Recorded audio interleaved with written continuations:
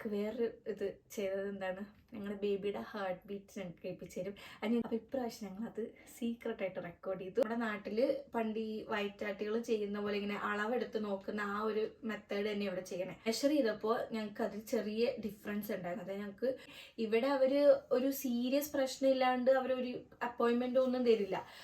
എന്താണ് അൾട്രാസൗണ്ടിന് ഇന്ന് തന്നെ പെട്ടെന്ന് എമർജൻസി ആയിട്ട് ഇന്ന് തന്നെ ഹോസ്പിറ്റലിൽ വന്നു.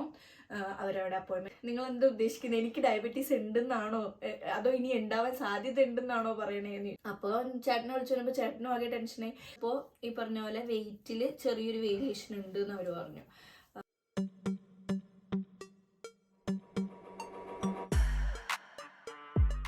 ഹലോ എവ്രിവൺ, ഇത് ഞങ്ങളുടെ GTT വ്ളോഗിൻ്റെ സെക്കൻഡ് പാർട്ടായിട്ടാണ്. ഞങ്ങളന്ന് GTT അപ്പോയിൻമെൻറ്റിൻ്റെ സെയിം ഡേ തന്നെയായിരുന്നു മിഡ് വൈഫ് അപ്പോയിൻമെൻറ്റ്. അത് 28 വീക്കിൻ്റെ മിഡ് വൈഫ് അപ്പോയിൻമെൻ്റ് ആയിരുന്നു.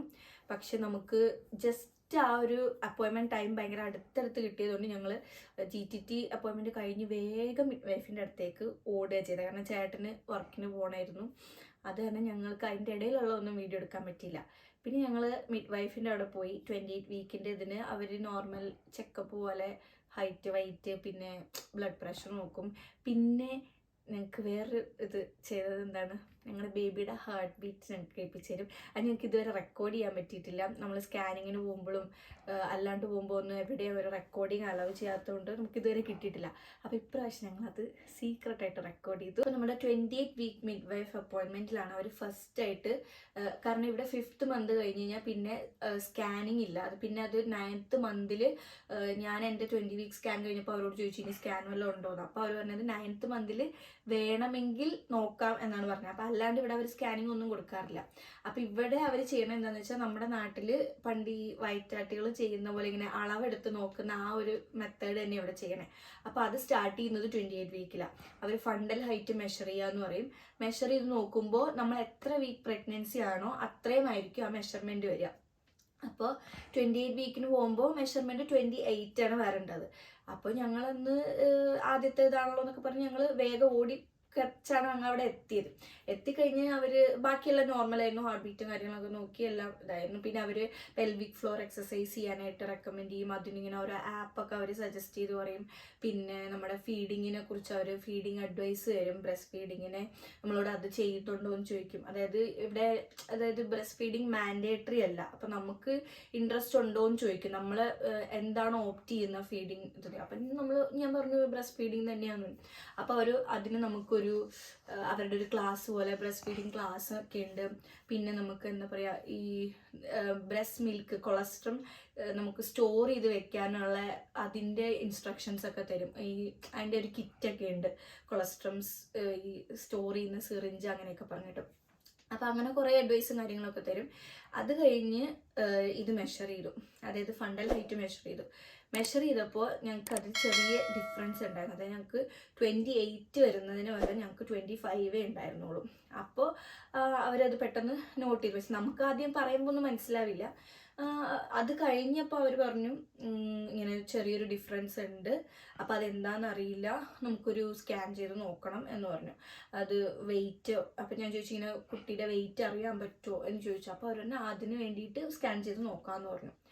അങ്ങനെ അവർ പറഞ്ഞു ഒരു 72 hours അവരൊരു സ്കാൻ അപ്പോയിൻമെൻറ്റ് തരാം, നമുക്ക് ഓക്കെ അല്ലേ എന്ന് ചോദിച്ചു. അപ്പോൾ ഞങ്ങൾ തന്നെ ഓക്കെയാണ് എന്ന് പറഞ്ഞ് ഞങ്ങൾ പിന്നെ വീട്ടിൽ വന്നു. ഞങ്ങൾ അതായത് ഇവിടെ അവർ ഒരു സീരിയസ് പ്രശ്നമില്ലാണ്ട് അവരൊരു അപ്പോയിൻമെൻ്റ് ഒന്നും തരില്ല. അപ്പം ഞങ്ങൾ ഇങ്ങനെ പറഞ്ഞപ്പോഴും വിചാരിച്ചു 72 hours അവർ അപ്പോയിൻമെൻറ്റ് തരുമെന്ന് നമ്മൾ പ്രതീക്ഷിക്കില്ലല്ലോ. പിന്നെ ഞങ്ങളോട് അവരവിടെ വെച്ച് അപ്പോയിൻമെൻറ്റ് തരാൻ നോക്കി. അപ്പോൾ വിളിച്ചിട്ട് കിട്ടുന്നുണ്ടായിരുന്നില്ല ഹോസ്പിറ്റലിൽ. അപ്പോൾ അവർ ഞങ്ങളോട് പറഞ്ഞു ഇപ്പോൾ തൽക്കാലം വീട്ടിലേക്ക് പൊക്കോ, ഞങ്ങൾ വിളിച്ചിട്ട് അപ്പോയിൻമെൻറ്റ് തരാമെന്ന് പറഞ്ഞു. അങ്ങനെ ഞങ്ങൾ വീട്ടിലേക്ക് വന്നു. ചേട്ടൻ തിരിച്ച് വർക്കിന് പോയി, ഞാൻ വീട്ടിലേക്ക് വന്നു. വീട്ടിലേക്ക് വന്ന് ഒരു 1/2 hour കഴിഞ്ഞപ്പോൾ എനിക്ക് അവിടെ നിന്ന് കോൾ വന്നു, മിഡ് വൈഫിൻ്റെ കോൾ വന്നു. പറഞ്ഞു ഈ പറഞ്ഞ പോലെ എന്താണ് അൾട്രാസൗണ്ടിന് ഇന്ന് തന്നെ പെട്ടെന്ന് എമർജൻസി ആയിട്ട് ഇന്ന് തന്നെ ഹോസ്പിറ്റലിൽ വന്നു. അവരവിടെ അപ്പോയിൻമെൻറ്റ് എടുത്തിട്ടുണ്ട്. ഈവനിങ് 6 o'clock വരാൻ പറഞ്ഞു ഹോസ്പിറ്റലിൽ. ഞാൻ ചേട്ടനെ അപ്പം തന്നെ വിളിച്ചിട്ട് പറഞ്ഞു ഇങ്ങനെ മിഡ് വൈഫ് വിളിച്ചിട്ട് ഇന്ന് ഈവനിങ് തന്നെ അൾട്രാസൗണ്ട് അപ്പോയിൻമെൻറ്റിന് ചെല്ലാൻ പറഞ്ഞു എന്ന് പറഞ്ഞു. അത് കഴിഞ്ഞ് അപ്പോൾ ചേട്ടൻ പറഞ്ഞു, ചേട്ടൻ അപ്പോൾ ഡ്യൂട്ടി കയറിയിട്ടുണ്ടായിരുന്നുള്ളൂ. അപ്പോൾ ചേട്ടൻ പറഞ്ഞു ലീവ് പറഞ്ഞിട്ട് വരാമെന്നുള്ളതിൽ ഓക്കെ പറഞ്ഞെല്ലാം വെച്ച് ഫോൺ വെച്ച് ഒരു ഹാഫ് ആൻ അവർ കഴിഞ്ഞില്ല, ഒരു 15 മിനിറ്റ്സ് ആയിട്ടുള്ളൂ. അപ്പം തന്നെ എനിക്ക് അടുത്ത കോൾ വന്നു. അതൊരു പ്രൈവറ്റ് നമ്പറിൽ നിന്നായിരുന്നു. അപ്പം എനിക്ക് തോന്നി എന്തായാലും ഇവിടെ യൂഷ്വലി പ്രൈവറ്റ് നമ്പറിൽ നിന്ന് വിളിക്കുന്ന ഹോസ്പിറ്റലിൽ നിന്നൊക്കെ ആയിരിക്കും. അപ്പം ഞാൻ എടുത്തപ്പം GTTയുടെ ക്ലിനിക്കിൽ നിന്നായിരുന്നു. അപ്പോൾ അവർ പറഞ്ഞു, നിങ്ങൾ ഇന്ന് GTT ടെസ്റ്റ് ചെയ്തില്ലേ, 12 hour ഫാസ്റ്റിംഗ് ചെയ്തായിരുന്നോ എന്നൊക്കെ ചോദിച്ചു. അപ്പം ഞാൻ പറഞ്ഞു യെസ് ചെയ്തായിരുന്നു എന്നൊക്കെ പറഞ്ഞു. അപ്പോൾ പറഞ്ഞു ഓക്കെ, നിങ്ങൾക്ക് ജസ്റ്റേഷണൽ ഡയബറ്റീസ് ഉണ്ട് എന്ന് പറഞ്ഞു.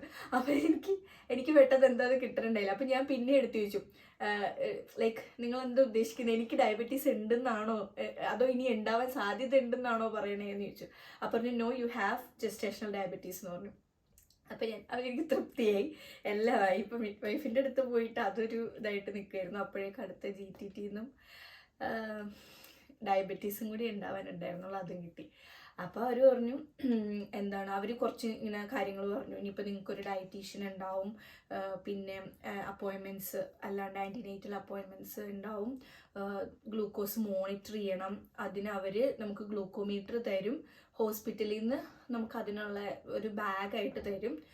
അത് 4 times നമ്മൾ ബ്ലഡ് ഗ്ലൂക്കോസ് ടെസ്റ്റ് ചെയ്തിട്ട് ഡെയിലി അവർക്കിങ്ങനെ നമ്മൾ അപ്ഡേറ്റ് ചെയ്യണം എന്ന് പറഞ്ഞിട്ട് അവരെനിക്ക് ഫോണിൽ കൂടി തന്നെ അവരുടെ ഇതിന് ഹോസ്പിറ്റലിൻ്റെ ഒരു ആപ്പ് ഉണ്ട്, അത് ഡൗൺലോഡ് ചെയ്ത് അവർ നമുക്കൊരു ആക്ടിവേഷൻ കോഡ് സെൻഡ് ചെയ്ത് തന്നിട്ട് അതെല്ലാം ആക്ടിവേറ്റ് ചെയ്ത് തന്നു കഴിഞ്ഞിട്ട് എന്നോട് ഗ്ലൂക്കോസ് ബാഗ് മേടിക്കാൻ വരാൻ പറഞ്ഞു ഹോസ്പിറ്റലിൽ. അപ്പോൾ ഓൾറെഡി എനിക്ക് ഈവനിങ് അൾട്രാസൗണ്ടിൻ്റെ അപ്പോയിൻമെൻറ്റ് ഉള്ളതുകൊണ്ട് ഞാൻ അവരോട് പറഞ്ഞു എനിക്കിങ്ങനെ ഒരു ഇതുണ്ട് അപ്പോയിൻമെൻ്റ് ഒന്നും. അപ്പോൾ അവരോട് എന്നാൽ ഇന്ന് തന്നെ വന്ന് മേടിച്ചോളാൻ പറഞ്ഞു. ഞങ്ങൾ അങ്ങനെ അത് മേടിക്കാൻ പോയി.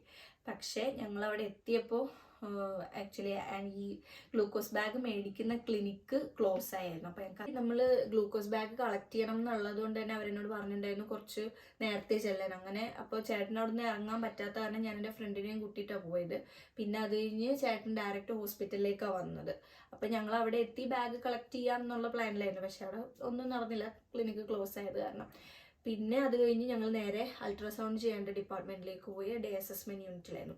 അവിടെ ചെന്നപ്പോൾ അവരോട് ഞാനിങ്ങനെ ഗ്ലൂക്കോസ് ബാഗ് കളക്ട് ചെയ്യണ കാര്യം പറഞ്ഞു. അപ്പോൾ അവർ അവിടെ നിന്നൊരു നേഴ്സിനെ അയച്ചിട്ട് എന്നോട് അവിടെ ഇരുന്നോളാൻ പറഞ്ഞു. അപ്പോൾ ഓൾറെഡി നമ്മൾ ഈ എന്താ പറയുക മെഷർമെൻറ്റിൻ്റെ ഇതിൽ കുറച്ച് ടെൻഷനിലായിരുന്നു. കാരണം നമ്മൾ ഇവിടെ അങ്ങനെ പ്രതീക്ഷിക്കുന്നില്ല ഇവർ പെട്ടെന്നൊരു അപ്പോയിൻമെൻറ്റ് തരും. കാരണം എന്നോട് അവർ പറഞ്ഞത് 72 hours ഒരു അപ്പോയിൻമെൻറ്റ് ഷെഡ്യൂൾ ചെയ്ത് തരാം എന്നാ പറഞ്ഞത്. അപ്പം എന്നെ പെട്ടെന്ന് വിളിച്ചിട്ട് ഇന്ന് ഈവനിങ് തന്നെ വന്നോ അൾട്രാസൗണ്ട് ചെയ്യാം അങ്ങനെ ഇങ്ങനെയൊക്കെ പറയുമ്പോൾ നമ്മളും ഒരു ടെൻഷനാണ്. കാരണം ഇവിടെ അവർ അത്രയും എമർജൻസി അല്ലാണ്ട് ഒരു അപ്പോയിൻമെൻറ്റ് തരില്ല. അപ്പോൾ ചേട്ടനെ വിളിച്ചു വരുമ്പോൾ ചേട്ടനും ആകെ ടെൻഷനായി. പിന്നെ അത് ഞങ്ങൾ ആ ഒരു ഇതിലാണ് പോയത്. പിന്നെ അതിൻ്റെ കൂടെ ഡയബറ്റീസിൻ്റെ കാര്യം. അപ്പോൾ എല്ലാം കൂടി ആകെ ഒരു എന്താ പറയുക ഒരു അവസ്ഥയിലായിരുന്നു. ആ ഫ്രണ്ടും കൂടെ വെയിറ്റ് ചെയ്ത് വന്നപ്പോൾ അപ്പോഴേക്കും ചേട്ടൻ വന്നു, അപ്പോയിൻമെൻറ്റിൻ്റെ ടൈമായി. അവർ വിളിച്ചു, ഞങ്ങൾ രണ്ടുപേരും കൂടി അകത്ത് കയറി. അവർ യൂഷ്വലി ചെയ്യുന്ന, അതായത് ഇങ്ങനെ ഡീറ്റെയിൽഡ് ആയിട്ടുള്ള ഒരു അൾട്രാസൗണ്ട് അല്ല, ജസ്റ്റ് അവർക്ക് ഫീറ്റൽ വെയിറ്റ് ആണ്, കുട്ടിയുടെ വെയിറ്റ് ആണ് മെയിനായിട്ട് അറിയേണ്ടത്. അപ്പോൾ അതിന് അവർ എന്തോ 3 മെഷർമെൻറ്റ്സ് വെച്ചിട്ട്, അതായത് ഹെഡ് സർക്കംഫറൻസ്, ഹെഡിൻ്റെ വലിപ്പം, പിന്നെ വയറ്, അബ്ഡോമിനൽ സർക്കംഫറൻസ്, പിന്നെ ഈ ഫീമർ ബോണിൻ്റെ ലെങ്ത്ത്, അതായത് കാലിൻ്റെ തൊടയുടെ ഇതിൻ്റെ ബോണിൻ്റെ ലെങ്ത്ത്, അങ്ങനെ 3 കാര്യങ്ങൾ വെച്ചിട്ട് അവർ ഫീറ്റൽ വെയിറ്റ് ഒരു ഏകദേശം അവർ അസസ് ചെയ്യുന്നത്. അപ്പോൾ അങ്ങനെ അവർ അത് നോക്കി. വേറൊന്നും നമ്മളെ കാണിച്ചൊന്നും തന്നില്ല. പിന്നെ നമുക്ക് അവിടെ ഒന്നും റെക്കോർഡിംഗ് ഒന്നും ചെയ്യാൻ പറ്റില്ല. അപ്പോൾ അവർ നോക്കി. അപ്പോൾ അവരിങ്ങനെ ഒരു ഗ്രാഫ് പോലെ അത് പ്ലോട്ട് ചെയ്തപ്പോൾ ഈ പറഞ്ഞ പോലെ വെയിറ്റിൽ ചെറിയൊരു വേരിയേഷൻ ഉണ്ട് എന്ന് അവർ പറഞ്ഞു.